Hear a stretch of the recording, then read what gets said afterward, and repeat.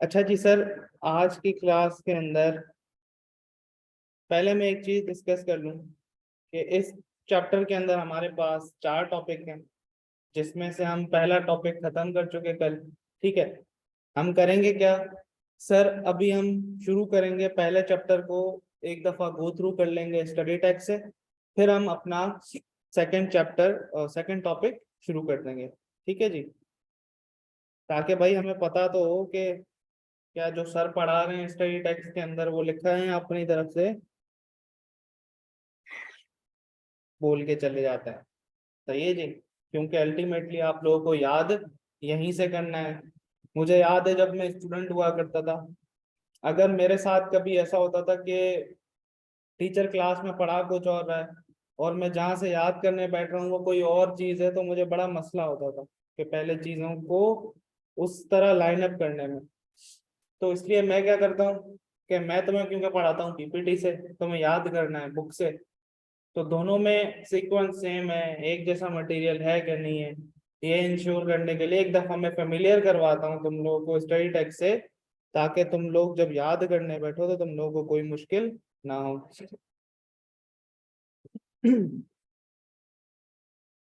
भाई इस दफा वाले ऑनलाइन के बच्चे बिल्कुल पार्टिसिपेटिव नहीं है। मुझे याद है मेरा लास्ट बैच, मतलब फिजिकल इतना बच्चे नहीं इंटरेक्ट करते थे जितना ऑनलाइन वाले करते थे। ये इस दफा तो लाशें आई हैं मेरे पास। एक दफा लेट के ऑनलाइन बिस्तर पे लगा दिया, फोन साइड में, लेट के क्लास लेते हैं।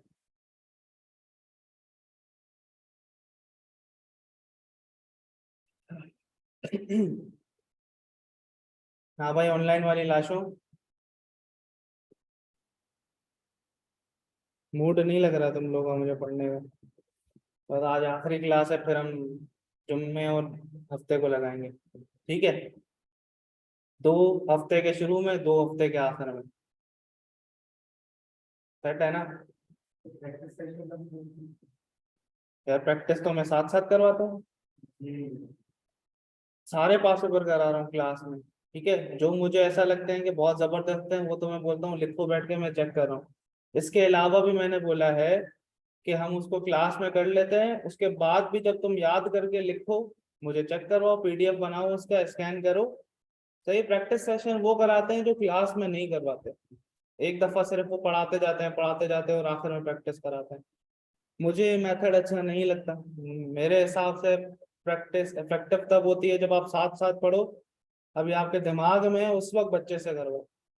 सही है, ताकि वो जब याद करके लिखेगा ना तो वो लिख लेगा। अभी सिर्फ उसको ये पता हो कि अटेम्प्ट कैसे करना है। सही है, मटेरियल तो अभी जाहिर सी बात है याद नहीं होगा उसको, लेकिन मटेरियल जब याद कर लेगा तब याद करके भी लिख लेगा। एक दफा उसको अंदाजा होगा कि भाई मुझे चीजें लेके कैसे चलनी है। बात समझ आ रही है? तो मेरा तरीका थोड़ा अलग है कि जैसे कंपनी मीटिंग्स, हमने टाइप ऑफ मीटिंग पढ़ा, इसके हमने जैसे ही एक टाइप खत्म की, अगर उसका पास पेपर था तो मैंने हाथ के हाथ करवा दिया। सही है, तो दैट डजेंट मीन कि ये क्लास में किल हो गया, खत्म हो गया। इसका मतलब ये है, कुछ बच्चे मुझसे करवाते भी हैं। आप घर में बैठो, याद करने बैठो, आपने अटेम्प्ट किया, आप उसको स्कैन करो, बोलो सर मैंने इस तरह से ड्राफ्ट किया है। सही है, आप जो है ये मुझे चेक करके मैं बता देता हूँ यार, इसमें ये उधर ये देख लो, उधर ये देख लो। ठीक है, भले डबल डबल होता है लेकिन एट द एंड आप लोगों का फायदा है। इसके अलावा जब हमारा कोर्स खत्म हो जाएगा ना, मैं लास्ट 2 अटेम्प्ट के पास पेपर नहीं करवा रहा हूँ, किसी ने नोट किया हो तो मैंने लास्ट 2 अटेम्प्ट के पास पेपर नहीं कराए हैं। जब हमारा कोर्स खत्म हो जाएगा, रिवीजन हो जाएगा, उसके बाद हम एक सेशन रखेंगे जिसके अंदर हम 3-3 घंटे के ये 2 पेपर क्लास में करेंगे। सही है, तो ये मेरी अप्रोच है। ठीक है। अच्छा जी सर, जैसा कि मैंने बोला कि इस चैप्टर के अंदर सर 4 टॉपिक्स हैं, हमारी पीपीटी में भी यही थे। हमने ये पहला टॉपिक पढ़ा जिसके अंदर हमने मीटिंग्स देखी। हमने कहा एक बोर्ड मीटिंग होती है और एक मेंबर्स की मीटिंग होती है सर। हमने कहा था बोर्ड मीटिंग 2 तरीके की होती हैं। सही है, एक बोर्ड ऑफ डायरेक्टर्स की मीटिंग जिसमें सारे डायरेक्टर्स आ सकते हैं, एक क्या थी कमेटी मीटिंग जिसमें पर्टिकुलर कमेटी के डायरेक्टर्स आ सकते हैं। फिर हमने कहा था सर मेंबर्स की मीटिंग, हमने कहा था मेंबर्स की मीटिंग को भी 2 हिस्सों में तोड़ा है, एक जनरल मीटिंग और एक क्लास मीटिंग। क्लास मीटिंग में कोई भी क्लास ऑफ मेंबर्स से रिलेटेड कोई मैटर हो तो उसकी मीटिंग होती है। जनरल मीटिंग हमने कहा था हमारा मेन कोर है इस टॉपिक का, जिसके अंदर 3 तरह की मीटिंग हमने पढ़ी, statutory meeting, annual general meeting और एक्स्ट्रा ऑर्डिनरी जनरल मीटिंग। ठीक है, तो सर आए इसको जरा आगे देखते हैं हम। Sir company meetings, types of meeting, ये कहता है मीटिंग ऑफ डायरेक्टर्स। ठीक है, और मीटिंग ऑफ डायरेक्टर कहता है 2 तरीके की होती है, बोर्ड मीटिंग और कमेटी मीटिंग। ठीक है, यही हमने पढ़ा था भाई। फिर हमने कहा कि members of meeting of members, meeting of member में कहता है एक तो है भाई जनरल मीटिंग 3 तरीके की, जिसको इसने आगे डिटेल में बड़ा डिस्कस किया है। फिर ये कहता है एक होती है क्लास मीटिंग, क्लास मीटिंग कहता है यानी स्पेसिफिक क्लास की मीटिंग हो। सही है।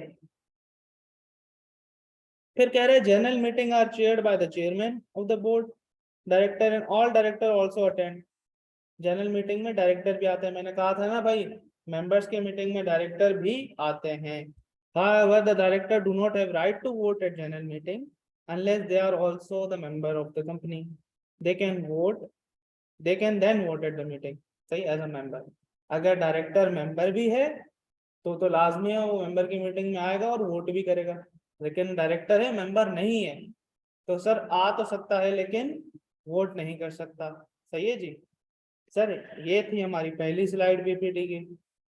फिर सर इसने जनरल मीटिंग को डिटेल में डिस्कस किया, जैसे हमने पढ़ा रिक्वायरमेंट सबसे पहले हमने पढ़ा था स्टैट्यूटरी मीटिंग में। अगर इतनी दफा मैं तुम लोगों को रटवा चुका हूँ, रिक्वायरमेंट क्या थी, public company having share capital जो है क्या करती है, बुलाती है। 2 केसेस में उसको बुलाने की जरूरत नहीं है, अगर पहली एजीएम स्टैट्यूटरी मीटिंग से पहले हो जाए, या तो वो प्राइवेट कंपनी थी 1 साल के बाद वो क्या हो जाए, कन्वर्ट होके पब्लिक बन जाए। सही है, और यही था इसके अंदर हमारे पास भी भाई, यही सीक्वेंस में पड़ा है। दूसरी हमने सर टाइम लिमिट पढ़ी थी, अगर आप लोगों को याद हो हमने कहा था भाई अर्लियर ऑफ होती है within 9 month from the date of incorporation देख लो आप, या 180 दिन from the commencement of business देख लो। ठीक है, हमने कहा था सर जो पहले हो जाएगा उसके अंदर अंदर क्या करेंगे, स्टैट्यूटरी मीटिंग बुलाएंगे। सेम एग्जांपल हमने अपनी स्लाइड में डिस्कस कर ली थी। ठीक है जी, बिल्कुल सेम, ये वाली भी हमने डिस्कस कर ली थी। सही है जी। फिर सर यहाँ पे एक प्रैक्टिस क्वेश्चन आता है आप लोगों के कॉन्सेप्ट टेस्ट करने के लिए, कहता है explain whether all limited companies are required to hold statutory meeting within 6 month of incorporation. हमने कहा कि ऐसा तो नहीं है। सही है, अगर उसने पेपर में एक सवाल दे दिया ABCD करके, और लेट से ए के अंदर केस दे दिया कि all limited companies are required to hold statutory meeting within 6 month of incorporation, इसके ऊपर बोलेगा कमेंट करो। अब आप क्या कमेंट करोगे, बोलोगे दिस स्टेटमेंट इज फॉल्स या incorrect because only public companies having share capital R required. पहले तो उसको ये बताएंगे सारी लिमिटेड कंपनी नहीं, public company having share capital चाहिए होती है भाई, गारंटी लिमिटेड वो भी लिमिटेड है लेकिन उसको अगर नॉट हैविंग शेयर कैपिटल नहीं है उसको जरूरत। सही है, कहता है more over the statutory meeting is held earlier of 180 दिन या वो पीरियड। सही है, तो हम इसको दूसरा कमेंट 6 महीने वाली बात पे करेंगे कि भाई आपकी ये कहाँ से लेके आए हो। सही है। फिर सर ये एक सवाल है, ये मेरे ख्याल से कल हमने पास पेपर का सवाल है हमने किया है, joint limited was incorporated as a public company on 1 February और authorised to issue the 1 April. सही है, पास पेपर का सवाल है, एग्जामिनर कमेंट के साथ कल हमने इसको डिस्कस कर लिया था। सही है। अब सर ये बीच में इसने प्रैक्टिस दे दी इस कॉन्सेप्ट से रिलेटेड। अब हमारा तीसरा पॉइंट है नोटिस स्टैट्यूटरी मीटिंग का। सर हमने क्या पढ़ा था कि नोटिस 21 दिन पहले दे दिया जाता है और साथ में स्टैट्यूटरी रिपोर्ट भी दी जाती है मेंबर्स को। सही है, ऐसा ही है भाई। फिर कहता है स्टैट्यूटरी रिपोर्ट में क्या आएगा, हमने कहा था शेयर्स अलॉटेड और कैश वगैरह की समरी, 15 दिन के कट ऑफ पे नाम वगैरह, ये सारी चीजें हम डिटेल में डिस्कस कर चुके हैं। और हमने कहा था जो इसमें पार्ट ABC है इसको सेकंड करने के लिए ऑडिटर्स की रिपोर्ट भी होती है भाई। फिर स्टैट्यूटरी रिपोर्ट को साइन कौन करता है, हमने कहा था चीफ एग्जीक्यूटिव करता है सर, और एक डायरेक्टर करता है। अगर लिस्टेड कंपनी है तो हमने कहा था CFO भी साथ साथ करेगा। क्लियर है भाई, यहाँ तक रिवाइज हो रहा है। हमने कहा था कि भाई जैसे ही आप स्टैट्यूटरी रिपोर्ट मेंबर को दे दो नोटिस के साथ, इमीडिएटली क्या करो, रजिस्ट्रार के पास भी फाइल करवा दो। लेकिन रजिस्ट्रार के पास दोगे तो खाली स्टैट्यूटरी रिपोर्ट नहीं, साथ में ऑडिटर की रिपोर्ट भी चिपका देना। सही है, याद आ रही है चीजें। फिर हमने कहा भाई अब ड्यूरिंग द मीटिंग की भी कुछ चीजें हमने पढ़ी थी। हमने कहा था लिस्ट ऑफ मेंबर्स डायरेक्टर क्या करेंगे, मीटिंग शुरू होने से पहले रख देंगे, ड्यूरिंग द मीटिंग वो अवेलेबल रहेगी, जिसमें मेंबर का नाम, ऑक्यूपेशन, शेयर्स वगैरह जितने भी हैं, अगर दूसरे मेंबर्स को जानना है कि कौन कौन है तो वो देख सकें। फिर डिस्कशन से रिलेटेड ड्यूरिंग द मीटिंग का ही पॉइंट था। हमने कहा था कि sir during the meeting discussion किस चीज पे होगी, एक तो फॉर्मेशन ऑफ कंपनी और स्टैट्यूटरी रिपोर्ट के ऊपर, या किसी और मसले के ऊपर भी अगर मेंबर चाहे तो डिस्कस कर सकता है। लेकिन रेजोल्यूशन किस पे पास होगी, जिसका प्रायर नोटिस दिया होगा, नोटिस के अंदर एजेंडा में होगा, तो सिर्फ उसकी रेजोल्यूशन पास होगी। फिर सर एडजर्नमेंट का कॉन्सेप्ट पढ़ा था कि मीटिंग अगर एडजर्न हो गई है, अगर एडजर्न मीटिंग हमने बुलाई है, उसमें कोई रेजोल्यूशन पास किया है जिसका नोटिस पिछली ओरिजिनल मीटिंग में दिया था या उसके बाद भी दिया है, तो हम यही समझेंगे कि जैसे ये ओरिजिनल मीटिंग है और उसमें डिस्कस हो रहा है, इसमें कोई फर्क नहीं होगा। याद आ रही है चीजें भाई? सही है। स्टैट्यूटरी मीटिंग के अंदर क्या हमने भी यही सब चीजें पढ़ी थी स्लाइड में, कोई चेंज डिफरेंस तो नहीं पढ़ाया मैंने, सही है ना? सर दूसरी जनरल मीटिंग हमने पढ़ी थी, मैं इसके ऊपर इतना टाइम इसलिए लगा रहा हूँ, क्लास में भी बार बार रिवाइज करा रहा हूँ, अभी भी स्टडी टेक्स्ट बिल्कुल डीपली पढ़ा रहा हूँ, क्योंकि इम्पोर्टेंट चीज है। सही है, आपके पेपर में लाजमी लाजमी 5 से 10 नंबर की इनमें से कुछ ना कुछ आ रहा होगा। सही है। अच्छा जी सर, एनुअल जनरल मीटिंग हमने कहा था कि सारी कंपनीज को बुलानी होती है। सही है, सारी कंपनीज को बुलानी है सिवाय सिंगल मेंबर कंपनी के। याद आ रही है चीज? हमने कहा था कि उनको 16 महीने में बुलानी है। सही है, from the date of incorporation, कौन सी, पहली। फिर हमने कहा था कि सर सब्सिक्वेंट के लिए दो कंडीशन है। पहली कंडीशन ये देखना कि 120 दिन from the date of close of financial year, मेरा फाइनेंशियल ईयर जहां क्लोज हो रहा है उसके 120 दिन में।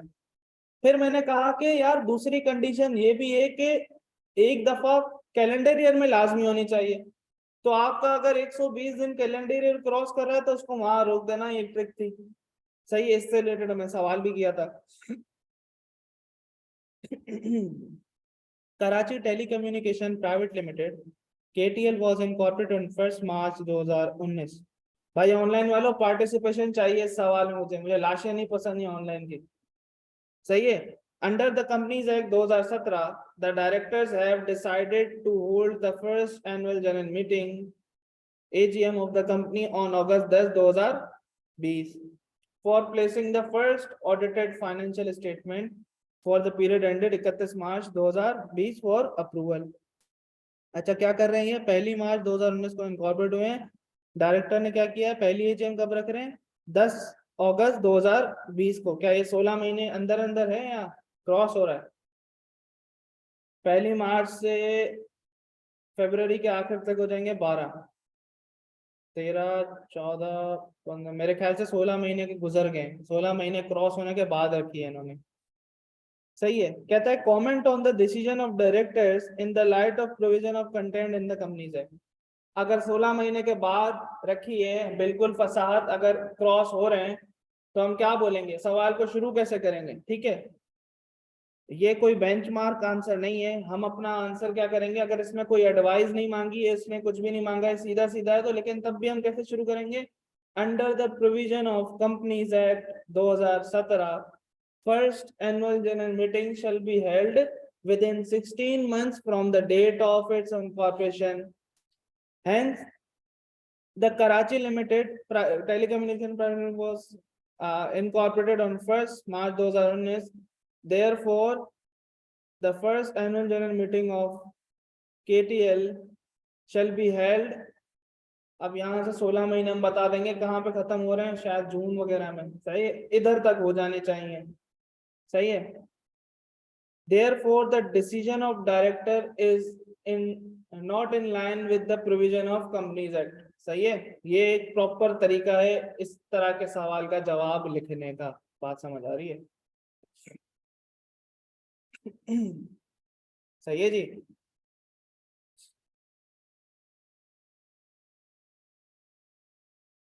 ये दो एग्जाम्पल है सर, ये दोनों एग्जाम्पल्स हमने कल डिस्कस कर ली थी सेम।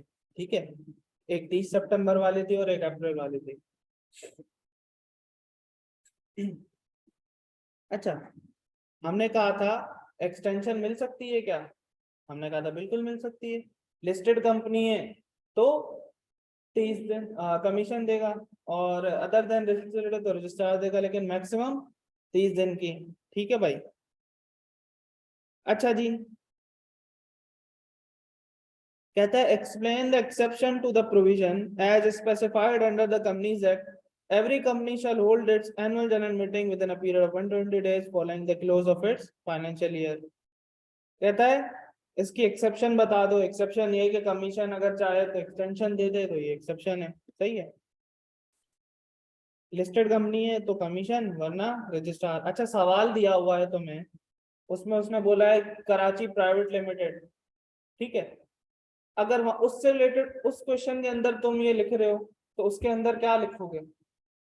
उसके अंदर हम कमीशन वाली लाइन का जिक्र नहीं करेंगे। सही है। अगर लिस्टेड कंपनी नहीं है, सही है, तो हम डायरेक्ट बताएंगे कि कौन सी है। Other than, in case of a company other than listed company, बोलेंगे रजिस्ट्रार देगा मैक्सिमम 30 दिन की। इररिलेवेंट चीज नहीं लिखना। इसी तरह से अगर उसने बोला है लिस्टेड कंपनी का केस दिया है, तो रजिस्ट्रार वाली बात नहीं लिखना। सही है, रजिस्ट्रार वाली बात नहीं लिखना।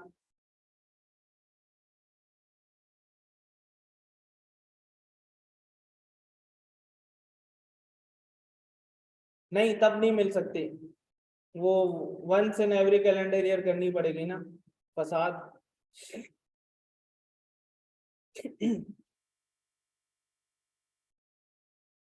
जूम कर लूं भाई?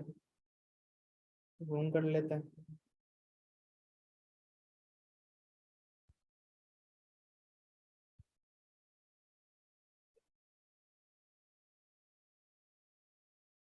सही है भाई अभी। अच्छा भाई, प्लेस ऑफ मीटिंग। फिर सर प्लेस ऑफ मीटिंग में हमने कहा था कि कहाँ होगी? हमने कहा था कि रजिस्टर्ड ऑफिस जिस टाउन में होगा उधर होगी, या नियरेस्ट सिटी में होगी। फिर साथ साथ सर हमने एक चीज डिस्कस की थी। हमने एक चीज डिस्कस ये की थी कि हमने कहा था कि 7 दिन पहले अगर आप चाहें तो आप क्या कर सकते हैं सर? आप अगर 7 दिन पहले चाहें तो वीडियो लिंक फैसिलिटी मांग सकते हैं, अगर आपके पास 10% की रिप्रेजेंटेशन है। ठीक है, थोड़ा मैं क्विक क्विक चल रहा हूँ क्योंकि हम लोग कर चुके हैं। मैं सिर्फ, मेरा पर्पस सिर्फ दोबारा कॉन्सेप्ट देना नहीं है, गो थ्रू करवाना है, क्योंकि इंपॉर्टेंट टॉपिक है, आपको जहां से याद करना है उधर से फेमिलियर हो जाए। सही है। अच्छा, नोटिस सारी कंपनीज को 21 दिन पहले देना है। लिस्टेड कंपनीज को हमने कहा था कि आप न्यूज़पेपर में दोगे, डेली इशू, उर्दू और इंग्लिश दोनों में। एजीएम हम बोलते हैं डायरेक्टर्स के ऑर्डर पे होती है, मेंबर्स के ऑर्डर पे नहीं है। मेरे पीपीटी में ये पहली पहली लाइन होगी, क्योंकि मुझे लग रहा था कि ये सबसे पहले बतानी चाहिए, आखिर में बताने की जरूरत नहीं है। सही है। अच्छा भाई, एक्स्ट्रा ऑर्डिनरी जनरल मीटिंग हमारी तीसरी टाइप ऑफ जनरल मीटिंग थी। सर ये भी हमने कहा था, जो इसके पहले हमने डेफिनेशन पढ़ी थी, हमने कहा था जो स्टैट्यूटरी और एजीएम नहीं है वो ईओजीएम है। ठीक है। और डायरेक्टर्स बुलाते हैं, मेंबर्स भी चाहें तो बुला सकते हैं, रेक्विजिशन देनी पड़ेगी। रेक्विजिशन 90 दिन के अंदर अंदर करनी होती है। लैप्स हो जाएगी, या तो खुद बुला लें या डायरेक्टर्स के डायरेक्टर बुला लें। दोनों केसेस में 90 दिन के अंदर होनी चाहिए। 21 दिन क्रॉस हो जाए, डायरेक्टर ने प्रोसीड नहीं किया, तो रेक्विजिशन खुद बुला सकते हैं। कोई भी खर्चा होगा तो कंपनी उनको पे करेगी, और वो खर्चा कंपनी डायरेक्टर के रेम्यूनरेशन से हटा देगी। सही है, वो 21 दिन पहले नोटिस दिया जाता है, लेकिन अगर सारे मेंबर्स राजी हैं तो वो 21 दिन के कम के नोटिस पे भी बुलाया जा सकता है। बात समझ आ रही है भाई? हम्म। कोई चीज अभी तक नहीं तो नहीं लगी जो हमने नहीं पढ़ी हो? सही है। ये आसान से बिल्कुल कॉपी पेस्ट सवाल है, इसको आप देख लेना। अच्छा सर, हमने फिर कहा था power of S S C P to call meetings. हमने कहा था क्या एसएससीपी के पास पावर है? सर एसएससीपी के पास पावर बिल्कुल है।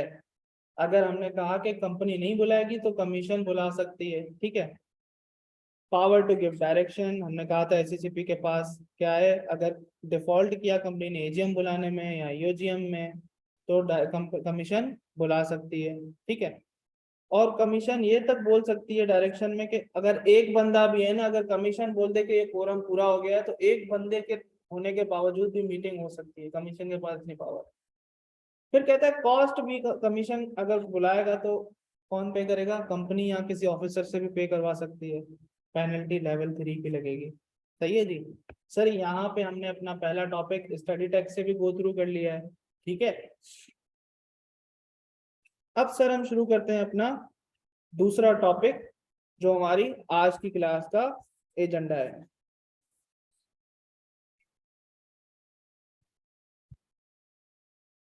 Service of documents and notices. भाई यहाँ तक किसी को कोई मसला है, कोई बात नहीं समझ आई है अगर किसी को? सही है।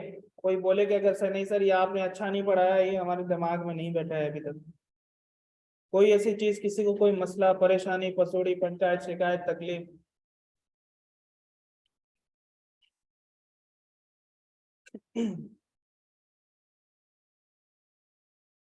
इस चैप्टर की बात कर रहे हो? इस चैप्टर की यार पूरा चैप्टर ही इंपॉर्टेंट है।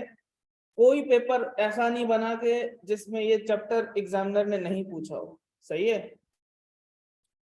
और इस चैप्टर में भी अगर मैं सब इंपॉर्टेंट बताऊं तो वैसे तो सब पूछ सकता है, आई कैप को आप कभी प्रिडिक्ट नहीं कर सकते, लेकिन जो ज्यादातर उसने एरिया पूछा है, एक पहला टॉपिक और एक तीसरा कंडक्ट ऑफ मीटिंग का टॉपिक है। ये दो चीजें बड़ी इंपॉर्टेंट उसको मजे की लगती है, जिसमें वो सिनेरियो में फंसाता है। अब इसका मतलब ये नहीं है कि हम बाकी छोड़ के जाएंगे, यही दो करके जाएंगे। बेटा आई कैप है, मैं कभी भी कुछ छोड़ के गया था सबसे पहला सवाल वही आता था, पता नहीं कैसे उसको पता चल जाता था।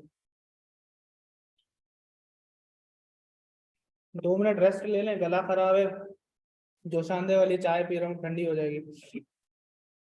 मसला तो नहीं है, बातें कर लेते हैं 2 मिनट।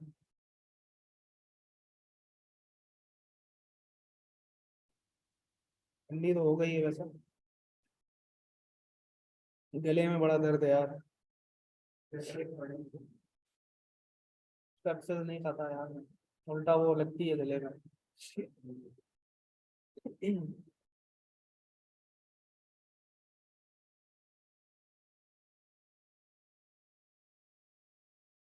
टाइमिंग का कुछ करें, किस चीज की टाइमिंग भाई?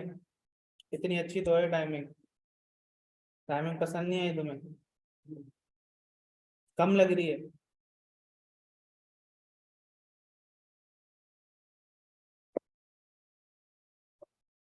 भाई लेट से अगर हम 11 बजे क्लास नहीं रखते फसाद, तुम मुझे दूसरा स्लॉट दे दो कि हम कब रखें। 8:30 तक क्लास होती है। सही है, क्योंकि FAR 2 की 2 क्लासेस होती हैं, 2 बैचेस चल रहे हैं, ठीक है। तो अगर हम 11 बजे स्टार्ट नहीं करते, मेरे फौरन बाद MFA होती है, MFA के बाद सर अहमद रजा की FAR 2 होती है, फिर उस्ताद की ऑडिट होती है और उस्ताद की FAR 2 होती है। सही है। इसके बाद हमारे पास कोई स्लॉट बचेगी नहीं, क्योंकि उस्ताद ऑफिस वाले हैं, मैं भी ऑफिस वाला हूँ, ठीक है। खैर आजकल तो मैं छुट्टियों पे हूँ तो मैं सुबह में आ रहा हूँ, वरना उस्ताद आ सकते हैं शाम में 5 साढ़े 5 के बाद। सर अहमद फुल टाइम होता है, तो उस्ताद और मैं साइमल्टेनियसली दोनों शाम में नहीं ले सकते। सही है। तो ग्रुप बी के किसी सब्जेक्ट से क्लैश आएगा, जो कि असूलन होना नहीं चाहिए। सही है। मैनेजमेंट का पॉइंट ऑफ व्यू ये था कि भाई अगर हम क्लैश लगा सकते हैं एथिकली, असूलन अगर हम क्लैश लगा सकते हैं तो हम ग्रुप ए के सब्जेक्ट से लगा सकते हैं, बी के सब्जेक्ट से नहीं लगा सकते, क्योंकि बी और ए का कनेक्शन नहीं होता। सही है। अब आपस में बी का लगा नहीं सकते, तो हमारे पास अवेलेबल स्लॉट यही है। सही है। वीकेंड्स पे हम कुछ कर सकते हैं, संडे हम आप लोगों को ऑफ दे रहे हैं। पहली दफा आईआरटीटी की हिस्ट्री में ऐसा हुआ है, वरना आईआरटीटी में ऑफ ऑफ नहीं होता कुछ भी।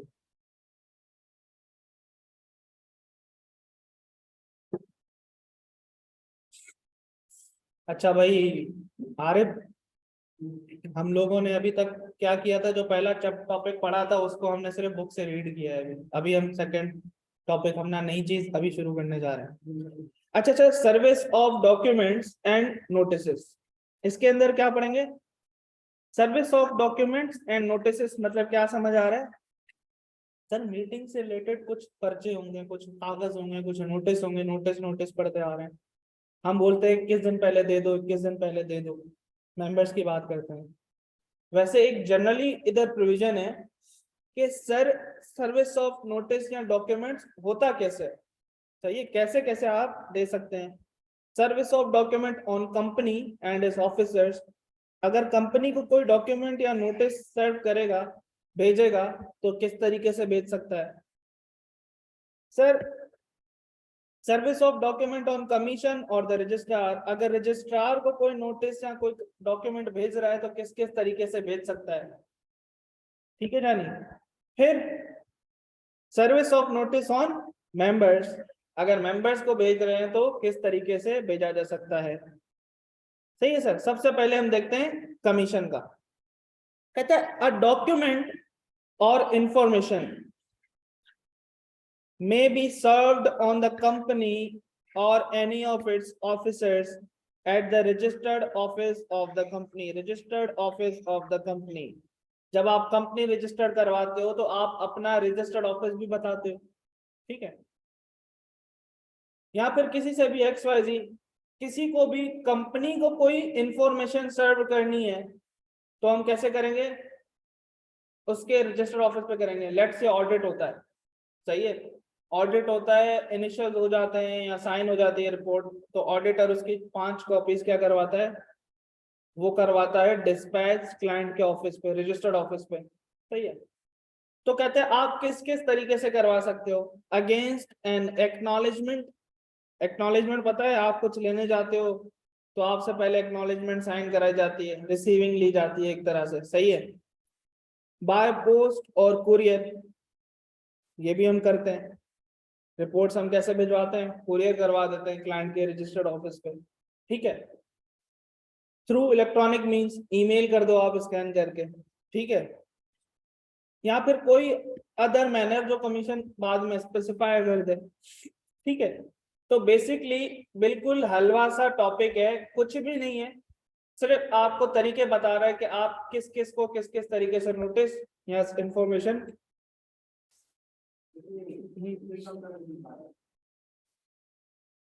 हाँ, जैसे हम कंपनी है ना, मैं एक कंपनी हूँ, ABC कंपनी हूँ, तो मुझे कोई भी कोई भी इदारा, कोई भी दूसरी कंपनी, कोई भी बंदा नोटिस भेज रहा है या कोई डॉक्यूमेंट भेज रहा है तो किस किस तरीके से भेज सकता है। कमीशन भेज रहा है अगर मुझे नोटिस, तो किस तरीके से भेज सकता है, इनमें से किसी एक तरीके से भेज सकता है। सही है। फिर सर दूसरा केस है service of document on commission और द रजिस्ट्रार। अब कंपनी की कॉरेस्पॉन्डेंस कमीशन और रजिस्ट्रार से भी होती है। अभी हमने पढ़े थे ना चैप्टर 2 में के, अभी स्टैट्यूटरी मीटिंग में पढ़ा के रजिस्ट्रार को स्टैट्यूटरी रिपोर्ट भिजवा देना ऑडिट रिपोर्ट के साथ, तो कैसे भिजवाएंगे। सही है। डॉक्यूमेंट और इंफॉर्मेशन में be served on the commission और द रजिस्ट्रार, इसको कैसे भेजेंगे, अगेंस्ट एन एक्नॉलेजमेंट, वही तरीका है, courier, electronic means any other form. ठीक है। फिर सर एक चीज है, service of document, service of notice on a member. Commission company जो मीटिंग करवाती है, मेंबर को नोटिस भेजती हैं। नोटिस भेजती है, कैसे भेजेंगी, एड्रेस। सर एड्रेस कहाँ से आएगा हमारे पास, अ डॉक्यूमेंट और इंफॉर्मेशन में be served on the member at his registered address.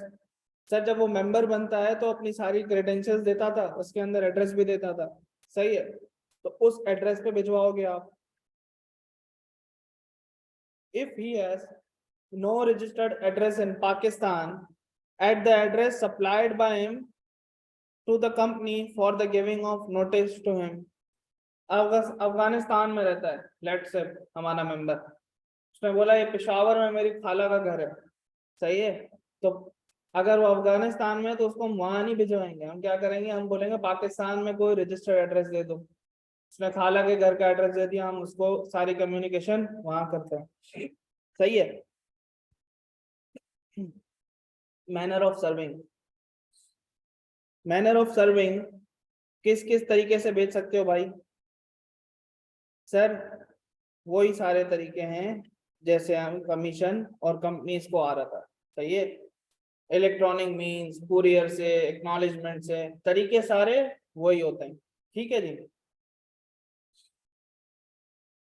Sir when notice by post to be deemed effective,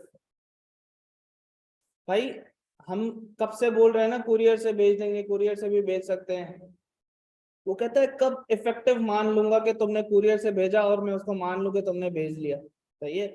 ऐसा भी तो हो सकता है तुमने भेजा ही ना हो और तुम बोलो कि भाई हमने भेज दिया है। तो कब डीम्ड इफेक्टिव होगा? डीम्ड इफेक्टिव तब माना जाएगा where a notice is sent by post, अगर आप पोस्ट से भेज रहे हो, service of the notice shall be deemed to be effective by properly addressing, जिसको भेज रहे हो उसको प्रॉपरली एड्रेस किया और टू दिस फला दिस। सही है। प्रीपेइंग एंड पोस्टिंग अ लेटर, और उसका पूरा मतलब एड्रेस भी सही है, और पैसे दे दिए हो आपने और लेटर पोस्ट कर लिया हो कंटेनिंग द नोटिस, और उसमें नोटिस डाला भी वैसा नहीं हो खाली लिफाफा चला दिया हो। सही है। And unless contrary is proved, unless contrary is proved, आपने सारे काम कर लिए हो, आपने बंदे का नाम, जैसे आप टीसीएस जाओ ना, आपको एनवेलप देगा, वो फिल करवाता है एड्रेस नाम वगैरह सारी चीजें, उसके अंदर फिर आप अपना जो भी लेटर वगैरह आपने डाल दिया बंद करके उसको दे दिया। सही है। तो लॉ कहता है हम मानेंगे तुमने ये काम कर लिया ना तो तुमने सही से डीम्ड इफेक्टिव हो गया, हम ये तस्वर करेंगे इफेक्टिवली तुमने पहुंचा दी। Unless contrary is proof, unless के तुम्हें पता लग जाए कि डिलीवर नहीं हुआ है। पता कैसे भी लग सकता है, कुरियर खुद बता दे, वहां से मेंबर का वो आ जाए कि भाई मेरे पास तो रिसीव नहीं हुआ। इस केस में माना जाएगा कि आपने नहीं भेजा या इफेक्टिव पोस्टिंग नहीं हुई है। To have been effected at the time of the letter will be delivered in the ordinary course of post, मतलब लेट्स से 21 दिन पहले नोटिस देना होता है मेंबर को। सही है। 21 दिन पहले नोटिस देना होता है सर। अब लेटर मिलने में, नोटिस मिलने में प्रूडेंटली मतलब मैं बात करूं तो 2 से 3 दिन लगते हैं। सही है। 21 दिन पहले नोटिस मिलना चाहिए। 22 दिन, 23 दिन, 24 दिन गुजर गए, मेंबर को क्या चाहिए? असूलन बोले कि भाई सॉरी 21 दिन है ना, 20 दिन, 18 दिन, 17 दिन बच गए। सही है। 18 दिन बच गए, नोटिस नहीं आया मीटिंग का, तो मेंबर को क्या करना चाहिए? मेंबर को बोलना चाहिए कंपनी को कि भाई मेरे पास नोटिस नहीं आया, ताकि क्या हो जाए, कॉन्ट्ररी इज प्रूफ वाली बात हो जाए कि कंपनी के इल्म में आ जाए। मेंबर नहीं करेगा उंगली, कंपनी क्या समझेगी? मिल गया, पहुंच गया। सही है। तो ये कह रहा है कि आपको मतलब कंपनी को बताना पड़ेगा कि नोटिस नहीं मिला है। ठीक है जी। वरना अदरवाइज क्या समझा जाएगा कि नोटिस डीम्ड पोस्टेड हो गया है, पहुंच गया है। एग्जाम्पल देखते हैं सर इस चीज की। XYZ Limited posted letters containing the notice to its member by post on 2nd February, 2 फरवरी को नोटिस पोस्ट किए हैं, बाय प्रॉपरली एड्रेसिंग प्रीपेइंग, सारी चीजें फुलफिल कर ली हैं, क्योंकि 27 तारीख को क्या है मेरी मीटिंग है। 27 से 21 दिन काटो, कितने बचते हैं पीछे? हाँ 6 फरवरी ना, तो 6 फरवरी तक नोटिस मिल जाने चाहिए थे, तो इसलिए कंपनी ने क्या किया, 2 को पोस्ट कर दिया ताकि 6 तक पहुंच जाए। सही है। अब मेंबर को पता होना चाहिए कि भाई 27 को मीटिंग है तो मुझे 6 तक नोटिस मिल जाना चाहिए। 7 तक 8 तक मैक्सिमम ना मिला तो मैं कंपनी को बता दूंगा मुझे नहीं मिला है। सही है। One of the letter addressed to Zahid was delayed by 15 days due to error by a relevant postal staff. Postal staff की गलती थी, पहुंचाया नहीं, 15 दिन डिले हो गया। The letter are usually delivered within 2 days, but Zahid received it on 19th February. 19 Feb को मिला है उसको, कोई 7-8 दिन पहले मीटिंग से। सही है। Zahid had questioned the validity of AGM, validity of AGM पे सवाल उठा दिया on account of delay in delivery of notice. तो बोला कि नोटिस देर से मिला है, मानता ही नहीं हूं इस मीटिंग को मैं। सही है। Which was received just 8 days and not at least 21 days before the AGM. In these circumstances, in these the notice shall be deemed effective and Zahid claim is not valid. सही है। Although Zahid की भी गलती नहीं है, staff की गलती है पोस्टल वाले की, लेकिन as per law deemed effective हो गया था कि आपने भिजा दिया, कॉन्ट्ररी प्रूफ नहीं हुआ। अब वो क्या कर रहा है, मीटिंग में आके चिल्ला रहा है कि मुझे तो 8 दिन पहले मिला है, तो आप पहले बताते। सही है। आपको पता है 27 को मीटिंग हो रही है, सही है, मुझे 6 तारीख तक आ जाना चाहिए, 6 को नहीं, 7 को नहीं, 8 को नहीं, आपने शोर नहीं मचाया। सही है, तो इस केस में क्या है, ये डीम्ड डिफेक्टिव है, आपको पहले बता देना चाहिए था। बात समझ आ रही है ऑनलाइन वालों? नहीं ना, तो तब भी क्या है, डीम्ड डिफेक्टिव ही समझा जाएगा ना। वो कह रहा है कि आपको मतलब आप 8 दिन पहले बता के क्या कर लोगे। चलो नोटिस भी देर से मिला है ना, तो 8 दिन भी इनफ होते हैं, मीटिंग को थोड़ी इनवैलिडेट कर सकते हैं इस बेसिस पे। इससे रिलेटेड एक पॉइंट आगे आ रहा है, वो पढ़ते हैं। Notice in case of joint holders. भाई मैं और आरिफ क्या है, मेंबर हैं एक ही कंपनी में, एबीसी कंपनी में, मैं और आरिफ दोनों हैं। तो अब नोटिस किसको आए, आरिफ को भेजें या मुझे भेजें? सही है, तो लॉ कहता है कि भाई कंपनी का एक रजिस्टर्ड होता है ना जिसमें शेयर होल्डर्स के नाम होंगे, तो बोल रहा है हम दोनों के केस में जिसका नाम पहले लिखा होगा ना उसको नोटिस जाएगा कंपनी की तरफ से। सही है, अगर आरिफ मुजम्मिल लिखा है, आरिफ एंड मुजम्मिल, तो नोटिस आरिफ को आएगा। मुजम्मिल एंड आरिफ लिखा हुआ है तो मुजम्मिल को नोटिस आएगा। सही है, a notice may be given by the company to the joint holders of a share by giving the notice to the joint holder named first in the register of the members in respect to the shares। जिसका नाम पहले लिखा हुआ है उसको notice आएगा। ठीक है जी, एग्जाम्पल देखते हैं। आजम, बाबर और चांद भाई, names in accordance with the sequence in the register member. सही है, तो किसको नोटिस आना चाहिए, आजम भाई को। Are joint share holder of 5% in the XYZ Limited, XYZ Limited send notice for AGM only to Babar. भाई बाबर भाई को भेज दिया है, आजम और चांद को कटा दिया। आजम एंड चांद claim that they should have receive the notice instead. सही है, आजम और चांद भाई कह रहे हैं कि भाई बाबर को क्यों भेजा, हमें मिलता है। तो भाई एज पर लॉ चांद भाई को हम बोलेंगे आप किस लाइन में आ गए, आजम भाई का क्लेम वैलिड है क्योंकि पहले नाम उनका आ रहा है। Azam's claim is valid while the Chand claim is not valid. सही है, तो इस तरह के छोटे छोटे कॉन्सेप्ट पे कोई एक सवाल बना सकता है, जैसा एक हमने अभी स्टडी टेक्स्ट में देखा, कमेंट करवा देगा A B C D part, अलग अलग सिनेरियो, या आजम बाबर चांद किसी सी पार्ट बना दे सवाल का, बोले कमेंट करो। सही है, तो आप उसको बताओगे क्या कि आजम का क्लेम वैलिड है, चांद का क्लेम वैलिड नहीं है। तो इस तरह के एक एक 1.5 नंबर के लिए चीजें टेस्ट कर सकता है। ये नोटिस वाली बात जो डीम्ड इफेक्टिव वाला केस, सही है, इसके ऊपर ही इस तरीके का सवाल बना सकता है। समझ आ रही है बात? हाँ भाई, उसका नाम क्या था यार तुम्हारे साथ जो आता है, जफर, अनीक जफर। अनीक जफर, अगर तुम ये बात सुन रहे हो तो मुझे तुम मैसेज पे बताना कि तुमने ये बात सुनी है, इसीलिए तो बोल रहा हूँ। रिकॉर्डिंग ले रहे हो, मैं देखना चाहता हूँ तुम सुनते हो कि नहीं। अगर तुम ये सुन रहे हो तो मुझे इस बात का जवाब दोगे। ये डिस्कशन नहीं करती है, ब्रेक कट जाता है, शुरू में कट जाता है। तुम नहीं बताना भाई अब इसको।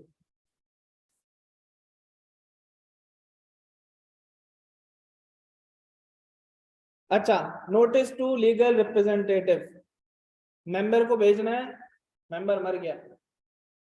सही है, कंपनी में स्टेक तो है ना उसका, नोटिस तो जाएगा। सही है, मैं एबीसी कंपनी हूँ, वो एक्सवाईजी कंपनी है, एक्सवाईजी कंपनी में मीटिंग है और मैं एबीसी कंपनी हूँ, मैं बंद हो रही हूँ, वाइंड अप पे जा रही हूँ। वाइंडिंग अप होती है तो एक लिक्विडेटर अपॉइंट होता है जो वाइंडिंग अप के मामला देखता है। तो मेरा रिप्रेजेंटेटिव अब कौन बन गया, लिक्विडेटर बन गया। कंपनी इंसॉल्वेंट हो गई है, बंद हो रही है, लिक्विडेटर के हाथ में मामला आ गए हैं जो मेरे एसेट्स और लायबिलिटीज को नेट ऑफ करवा रहा है। सही है, अब वो क्या है, वो पूरे ऑपरेशन देख रहा है मेरी कंपनी के, मेरा कोई वो नहीं है। तो अब मेरा लीगल रिप्रेजेंटेटिव वो लिक्विडेटर है, लेट्स से मिस्टर एहसान है। सही है, अब वो एक्सवाईजी कंपनी के अंदर मीटिंग है, एक्सवाईजी कंपनी, मैं एबीसी कंपनी हूँ, मेरी जगह अब मिस्टर एहसान को नोटिस देगा मेरा लीगल रिप्रेजेंटेटिव, अब वो हो गया है। सही है, हाँ हाँ, क्योंकि अब रिप्रेजेंटेटिव वो है ना कंपनी के, वो देख रहे हैं मामला, वाइंडिंग अप की तरफ गई हुई है company. A notice may be given by the company to the person entitled to share in consequence of the death or insolvency of a member. Death हो गई है, insolvency of the member हो गई है. Addressed to him by name or title or representative of the deceased or assignee of the insolvent or by any like description. सही है, कुछ भी करके एड्रेस कर सकते हो कि भाई फला के representative of the ABC limited mister एहसान या डायरेक्ट मिस्टर एहसान, कुछ भी जो उनको समझ आए. At the address supplied for the purpose of the person claiming to be so entitled. सही है, कंपनी को कैसे पता चलेगा? दूसरा पर्सन क्लेम करेगा जाके कि अब मैं इसका रिप्रेजेंटेटिव हूँ. सही है, सारे लीगल काम करवाएगा. लेट्स से मिस्टर अली हैं, बहुत हो गए, उनका बेटा मिस्टर हसन था. सही है, मिस्टर हसन जाके कंपनी को बोलेगा कि मैं अली का रिप्रेजेंटेटिव हूँ. आपके पास उसने फाइल करवा दिया होगा या जो वकील लेके जाएगा सारे मामला करवाएगा, तो वो लीगल रिप्रेजेंटेटिव हो जाएगा. ठीक है, बात समझ आ रही है भाई? फिर सर एग्जांपल देखते हैं इस केस की.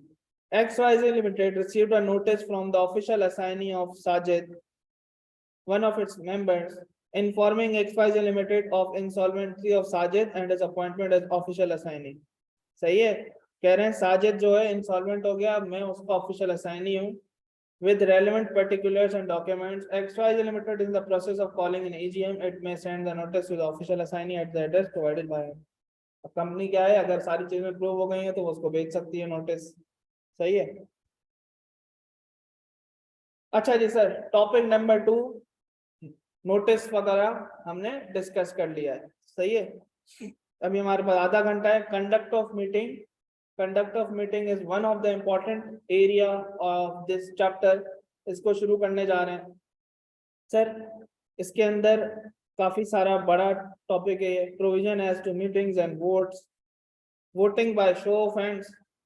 Provision as to meetings and vote के अंदर हम जनरल प्रोविजंस पढ़ेंगे, मीटिंग से रिलेटेड काफी सारे. शो ऑफ हैंड से वोट कैसे होता है ये देखेंगे. वोटिंग बाय पोल, पोल के जरिए भी वोट होता है, वो कैसे होगा वो देखेंगे. प्रॉक्सीज क्या होते हैं उससे रिलेटेड डिटेल डिस्कशन करेंगे. Representation of body corporate at meetings, क्या एक कंपनी दूसरी कंपनी में जा सकती है, रिप्रेजेंटेशन कर सकती है. इसी तरह रिप्रेजेंटेशन ऑफ गवर्नमेंट. और court declaring a general meeting invalid, जो भी मीटिंग हुई क्या कोर्ट के पास पावर है कि उसको इनवैलिड डिक्लेयर कर ले. फिर sir quorum of general meeting. Quorum of general meeting, quorum क्या होता है? अच्छा जी,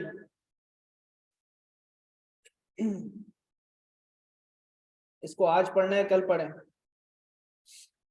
यार मेरा गला बहुत दर्द कर रहा है, बोला नहीं जा रहा, मुझसे दर्द हो रहा है. यहीं तक रखें, इंपॉर्टेंट चीज भी है, इसको कल डिस्कस करते हैं. ठीक है, अभी बोला ही नहीं जा रहा, मुझसे बड़ा दर्द हो रहा है गले में.